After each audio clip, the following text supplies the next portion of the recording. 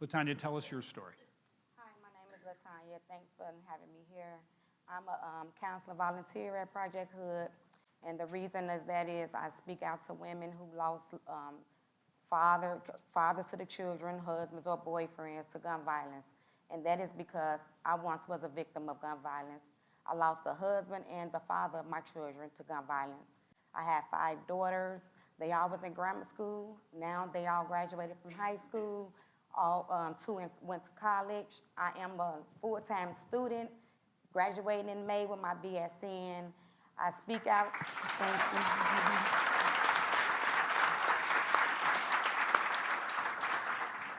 I didn't allow what I went through stop me from being that leader, that team leader, that person who my kids had left to look up to.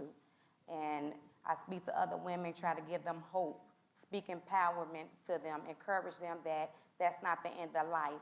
As I try to speak words of healing to them, I'm also healing myself through the process. Even though it's been 12 years, I'm still going through a process because I never grieved. I never got a chance to heal totally because I had to focus on 5 young ladies. And that's who looked up to me, I was their role model, still their role model, and I never allowed situations to control me. I took power over situations. Thanks to Pastor Corey Brooks and PRDecoded, I helped so many young women and mothers who was in the same situation. Everyone didn't turn out to steady go like I did, but I still can encourage them and let them know that it's a process. Everything is a process. It's one day at a time. Nothing ends. I understand the hurt because, of course, that once was me. But I share my story to let them know, that you can make it. And thank God for PRDecoded. And if we can get more people, more communities, of course, more resources to help get others like me to speak out, of course, it takes a village to help, not just 63rd and King Drive, but outside of the community as well. Latanya, how did you have the aspiration to go get your degree and the perspiration? And what was the role model?